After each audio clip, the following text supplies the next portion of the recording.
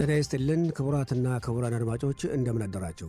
ካን ሬዲዮ ሬካ የእስራኤል ድምጽ ሬዲዮ በአማርኛ ቋንቋ የሚያሰራጨውን ዝግጅት እነሆ ጀመረ።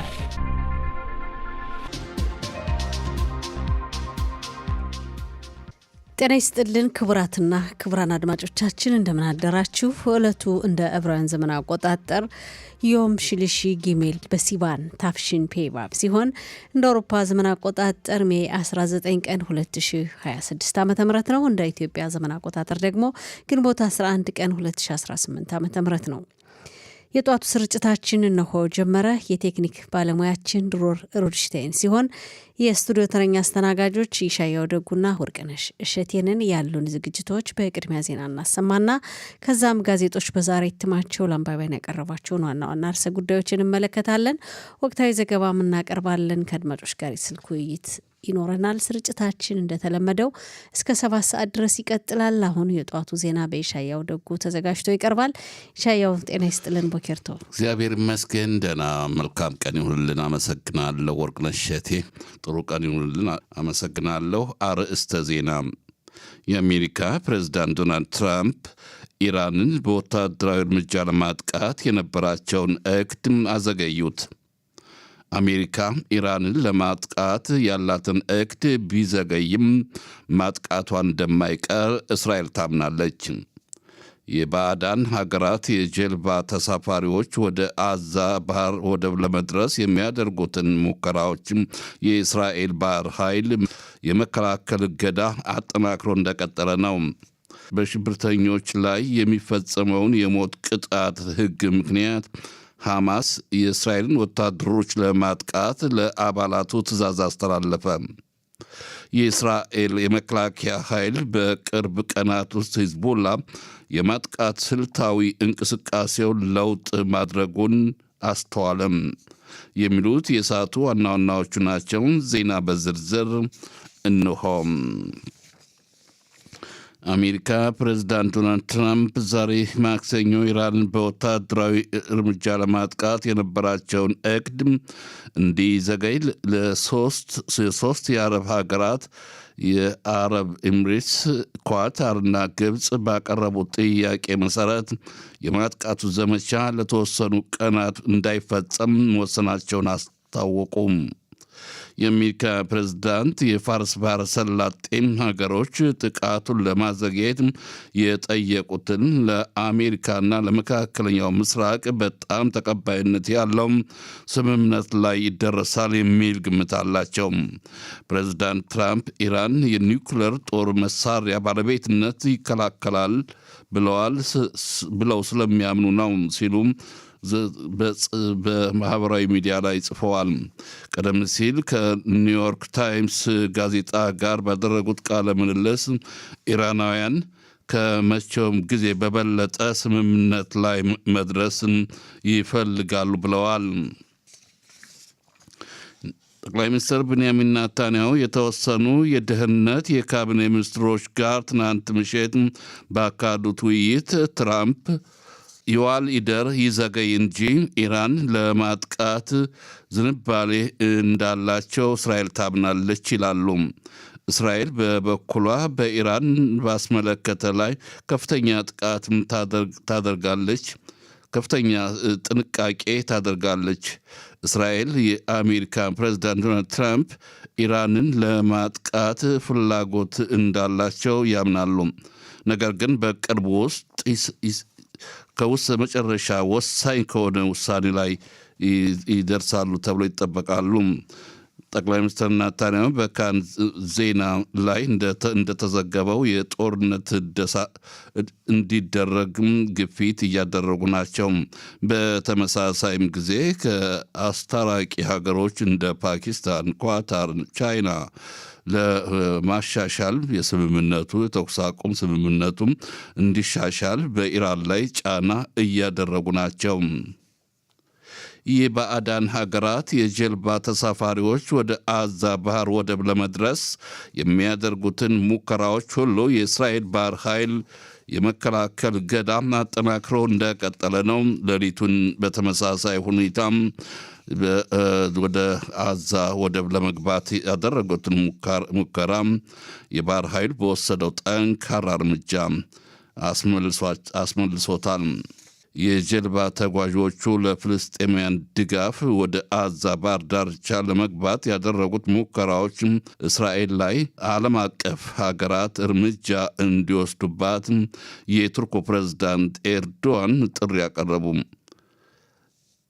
ዘጋቢያችን ኢታማር ማርጋሪት እንደዘገበው የቱርኩ ፕሬዝዳንት ሬሴፕ ታይብ ኤርዶዋን ከቱርክ የዜና ወኪል አናዶሉ ጋር ባደረጉት ቃለ ምልልስ እስራኤል የሶሞድ መርከቦች ወደ ጋዛ ሰርጥ እንዳይገቡ ማገዷ ከፍልስጤማውያን ጋር ያለውን ዓለም አቀፍ ድጋፍ አንድነቱን አያቆምም፣ አይገድብም ሲሉ ዓለም አቀፍ ማህበረሰብ የእስራኤል ህገወጥ ድርጊቶችን እንዲቃወም ጥሪ አቅርበዋል።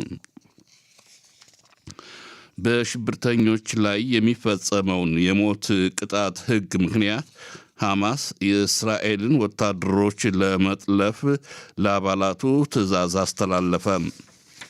የድርጅቱ አመራር በአዛ ቀበሌ ውስጥ ባሉ ተንቀሳቃሽ አክቲቪስቶች መካከል የውስጥ ደብዳቤ አሰራጭቷል። ይዘቱም ለመጀመሪያ ጊዜ ዘገባው ይፋ ያደረገው ካን ሀዳሽዮት አውታር ነው። ወታደሮችን የመጥለፍ አስፈላጊነትም የፍልስጤም እስረኞችን ነፃ ለማውጣት ብቸኛው መንገድ እንደሆነ ሐማስ ዝቷል።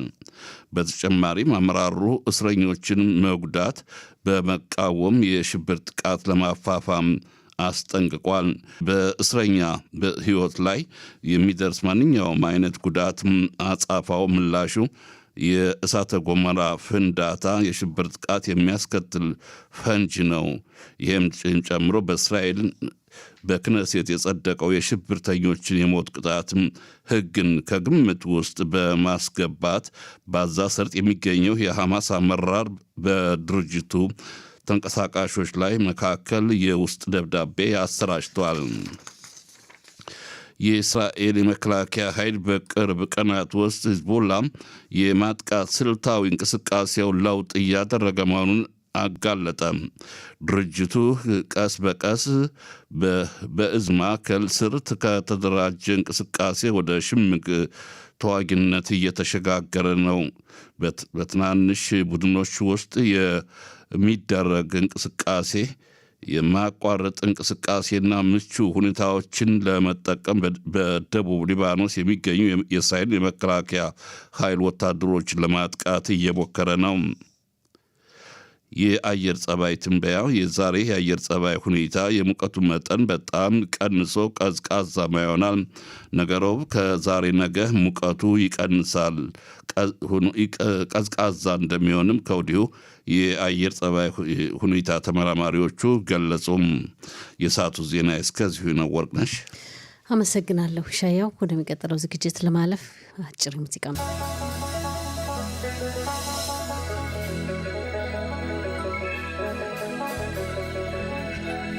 የተከበራቸው አድማጮቻችን ስርጭታችን እንደቀጠለ ነው። አሁን ደግሞ ጋዜጦች በዛሬ እትማቸው ለአንባቢያን ያቀረቧቸውን ዋና ዋና ርዕሰ ጉዳዮች እንመለከታለን።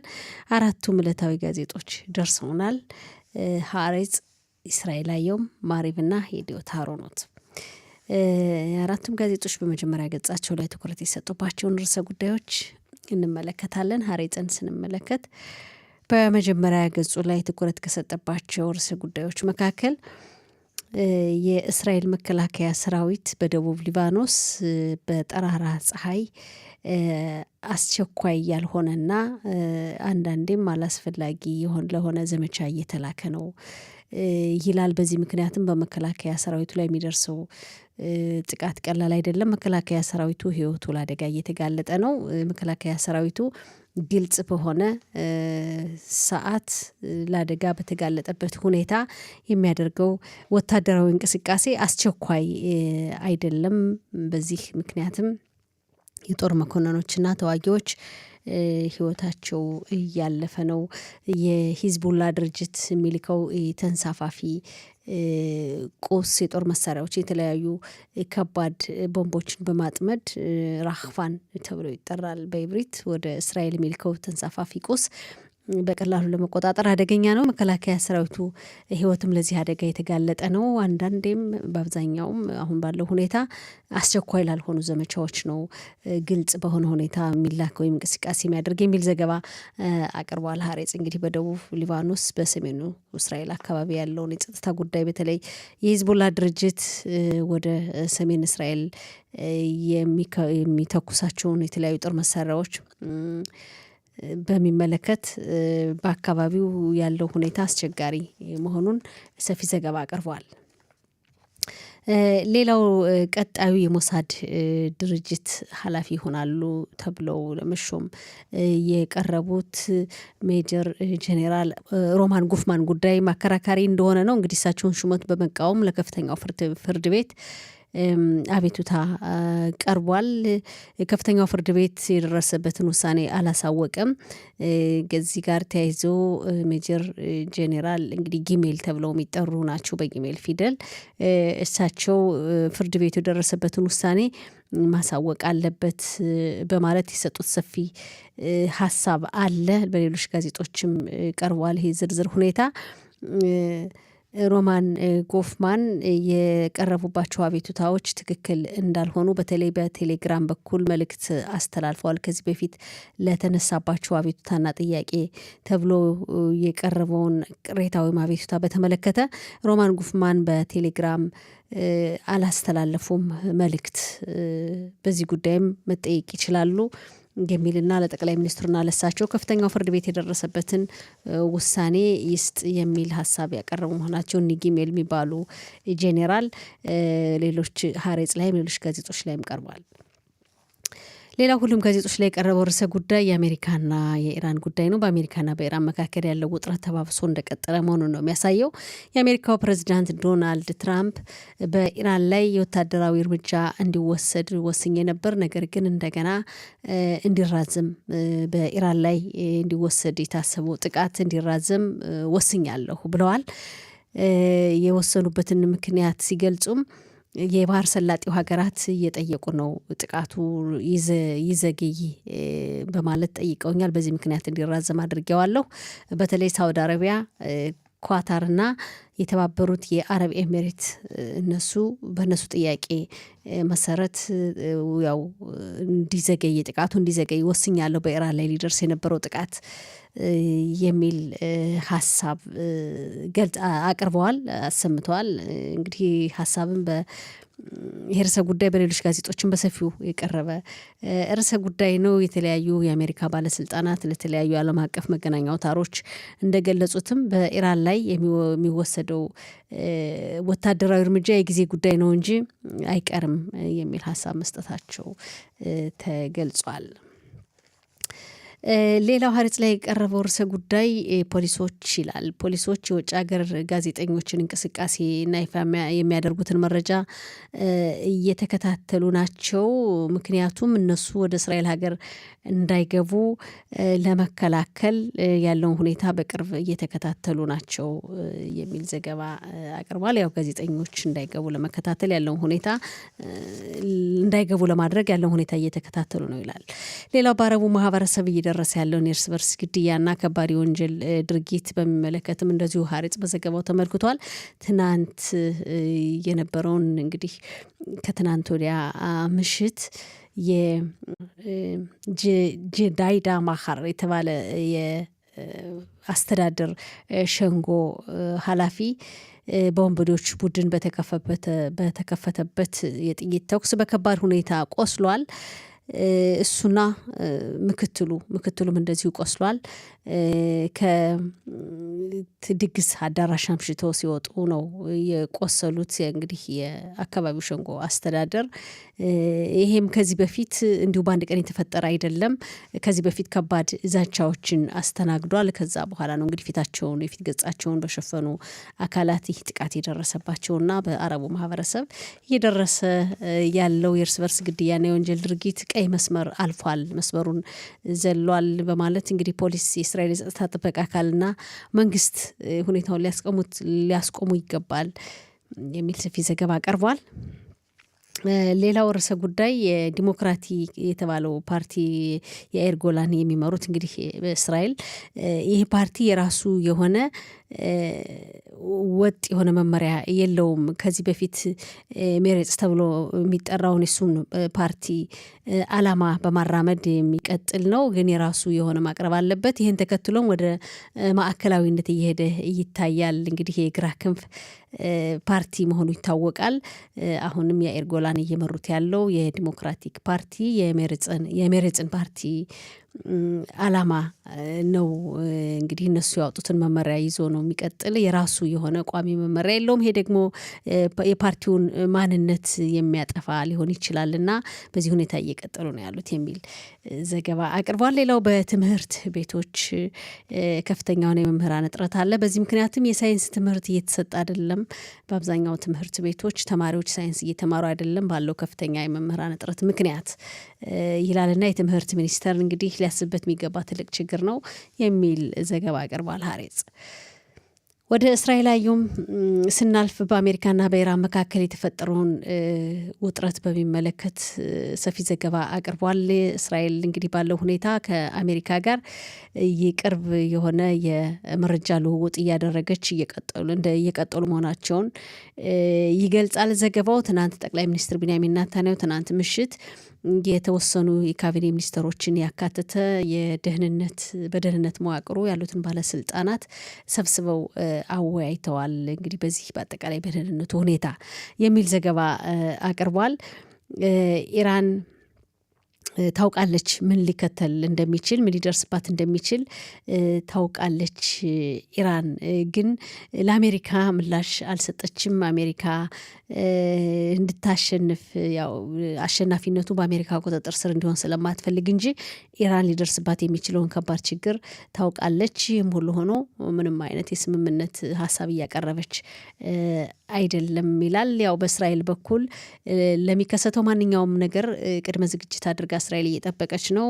እንግዲህ በቅርብ ቀናት አይታወቅም በኢራን ላይ ተጨማሪ ወታደራዊ ጥቃት ሊደርስ ያው ይችላል። አሜሪካና እስራኤል በትብብር እንግዲህ ያለውን ሁኔታ መረጃ እየተለዋወጡ በተጠንቀቅ ላይ ናቸው የሚል ዘገባ አቅርቧል። እስራኤል አየሁም ሌላው ለቀጣዩ የሞሳድ ድርጅት ኃላፊ ሆነው ለመሾም የቀረቡት የሮማን ጎፍማን ጉዳይም እንደዚሁ እስራኤል አየሁም ዘግቦታል። የእሳቸውን ሹመት በመቃወም የመንግስት ሕግ አማካሪዋ እና ሌሎችም አካላት ሹመቱን በመቃወም ለከፍተኛው ፍርድ ቤት ባጋጽ አቅርበዋል። ይህን ጉዳይ በሚመለከት ባጋጽም ችሎት አካሂዶበት ውሳኔውን እናሳውቃለን በሚል ያው የደረሰበትን ውሳኔ አላሳወቀም። እንግዲህ ጊሜል የሚባሉ ጄኔራል በዚህ ጉዳይ ቀደም ሲል በሀሬጽ እንደተመለከት ነው ባጋጽ ውሳኔውን ለጠቅላይ ሚኒስትሩም ለጎፍማን ማሳወቅ አለበት። ጎፍማን እንደተባለው እንደቀረበባቸው ክስ አይደለም ከተወነጀሉበት ወይም ከቀረበባቸው አቤቱታ ነጻ ናቸው የሚል ሰፊ ዘገባ አቅርቧል። እስራኤል አየሁም ወደሚቀጥለው ጋዜጣ ስናልፍ ማሪቭ ነው። ማሪቭም እንደዚሁ በአሜሪካና በኢራን መካከል ያለውን ውጥረት በሰፊው ተመልክቶታል። ትራምፕ እንግዲህ ዛሬ የነበር ጥቃት እንዲደርስ ያሰቡት በኢራን ላይ ተጨማሪ ወታደራዊ ጥቃት ነገር ግን በተለያዩ ሀገራት ጥያቄ መሰረት እንዲዘገይ አድርጌያለሁ ማለታቸው ተዘግቧል። ማሪቭ ላይም የባህር ሰላጤው ሀገራት ጥቃቱ እንዲዘገይ ጠየቁኝ፣ የነሱን ጥያቄ በመቀበል እንዲዘገይ አድርጌዋለሁ። ጥያቄውን ካቀረቡ ሀገራት መካከል በዋነኛነት የተጠቀሱት ሳውዲ አረቢያ፣ ኳታርና የተባበሩት የአረብ ኤሚሬት ናቸው። በእነሱ ጥያቄ ምክንያት ጥቃቱን እንዲዘገይ አድርጌያለሁ ይላል። እዚህ ጋር ተያይዞ ኢራናውያን አስተካከል ነው ያሉትን የስምምነት ሀሳብ ማቅረባቸው ተገልጿል። አሜሪካ እንግዲህ ወታደር የጦርነቱን ሂደት ለመጨረስ ኢራን በተለያየ ጊዜ ታቀርባለች መደራደሪያ ሀሳቡን ግን አሜሪካ እየተቀበለችው አይደለም። አሁንም ፕሬዚዳንት ዶናልድ ትራምፕ እንዳሉት የአሜሪካ ኢራን ያቀረበችው የስምምነት ሀሳብ ላይ ያቀረበችው የላከችው መልእክት ለአሜሪካ ምንድነው ያሉት? የተዋረደ ነው፣ በጣም የተዋረደ ነው እና ያው ተቀባይነት እንደሌለው ነው። በኢራን ላይ የጊዜ ጉዳይ እንጂ ጦርነቱ አይቀርም እንደገና መታደሱ ለተወሰነ ቀናት ለ2-3 ቀናት እንዲዘገይ አድርጌያለሁ ማለታቸው ተገልጿል ዶናልድ ትራምፕ። ሌላው በሰሜን እስራኤል አካባቢ እየደረሰ ያለው ጥቃት ወይም ያለው ጦርነት በአጠቃላይ ሂዝቦላ ድርጅት ያው በሰሜን እስራኤል አካባቢ ጦርነት እንደከፈተ ነው። ከባድ የሆነ ሁኔታው እየተካበደ መሄዱና የሰሜን እስራኤል ነዋሪዎች በየዕለቱ ከሚሰነዘርባቸው ጥቃት ጋር የሚያሳልፉት ጊዜ ከባድ መሆኑን የዕለት ከዕለት ህይወታቸውን ለመግፋት ሁኔታው በጣም አስቸጋሪ መሆኑን የሚገልጽ ዘገባ አቅርቧልና በሰሜን እስራኤል ያለው ሁኔታ ሊለመድ የማይገባ እንደ መደበኛ ኑሮ ልንቀበለው የማይገባ ነገር ግን በግድ ተቀብለ ነው እየኖር ነው ያለ ህይወት ነው የሚል ዘገባ አቅርቧል። የሰሜን እስራኤል ነዋሪዎች ናቸው እንግዲህ ይህን ሀሳብ የሚያቀርቡት እና ያለው ሁኔታ ከባድ መሆኑን የሚገልጽ ዘገባ አቅርቧል።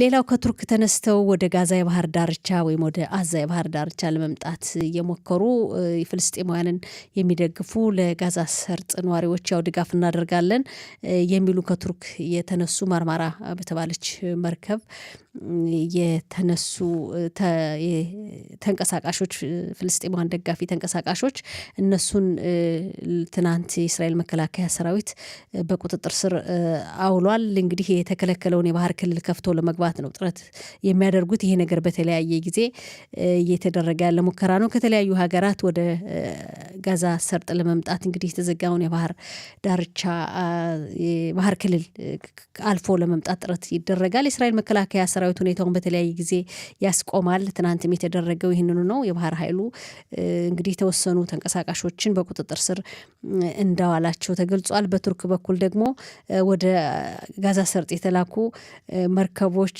ጋር ግንኙነታችን ተቋርጧል የሚል ቅሬታ እያሰሙ መሆኑ ተገልጿል። ይሄን የሚመለከት ዘገባም እንደዚሁ ማሪቭ አቅርቧል። ሌላው በትናንት በቴልአቪቭ ዲዝንጎፍ በተባለው ጎዳና የደረሰውን ከባድ የመኪና አደጋም አቅርቧል። ማሪቭ በዘገባው ተመልክቶታል። 2 አውቶቡሶች ተጋጭተው ይላል። አውቶቡሶች ተጋጭተው በደረሰ የመኪና አደጋ 11 ሰዎች ቆስለዋል። 11 ሰዎች መቁሰላቸው ተገልጿል። ከነዚህ መካከል አንዲት በ11 ዓመት የዕድሜ ክልል የምትገኝ ታዳጊ በከባድ ሁኔታ እንደቆሰለችና ሐኪሞች ህይወቷን ለማትረፍ ከፍተኛ ጥረት እያደረጉ መሆናቸው ተገልጿል። ትናንት በቴልአቪቭ በዚህ ሁኔታ ከባድ የመኪና አደጋ ደርሷል።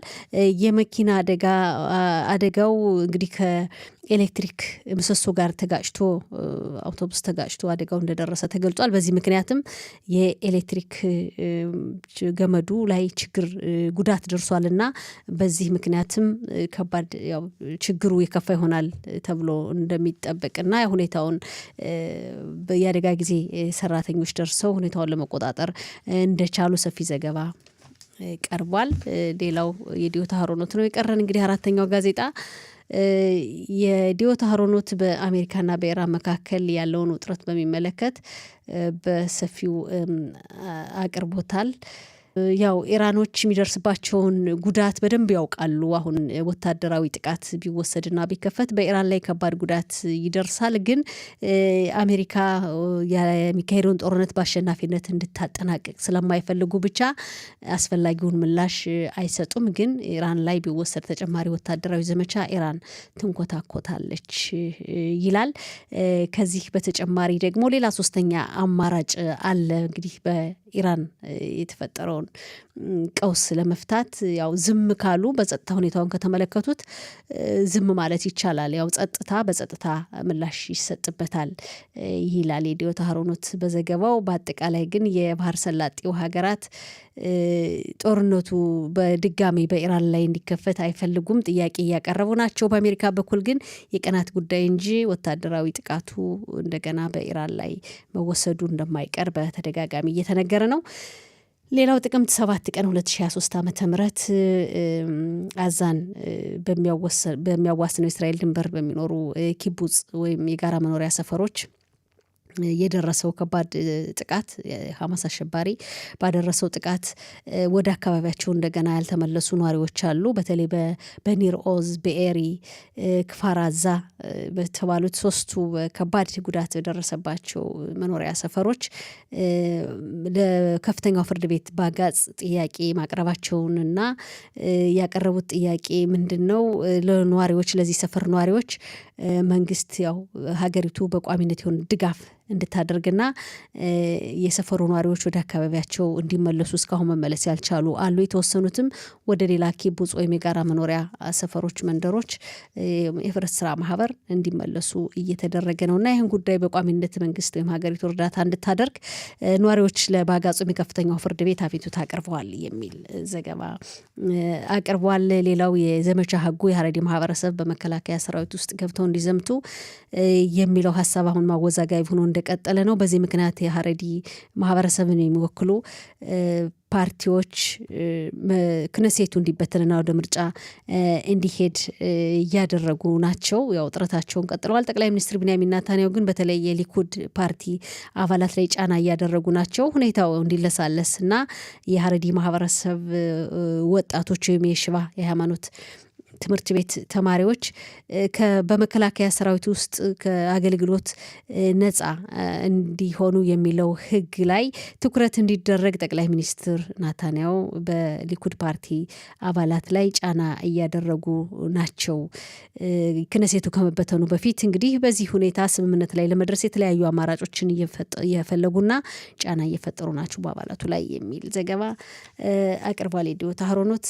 እንግዲህ ከሞላ ጎደል ጋዜጦች በዛሬ እትማቸው ለአንባቢያን ያቀረቧቸው ዋና ዋና ብለን የመረጥናቸው ርዕሰ ጉዳዮች ይህን ይመስላሉ። አድማጮቻችን፣ ስርጭታችን ይቀጥላል። አብራችሁን ቆዩ።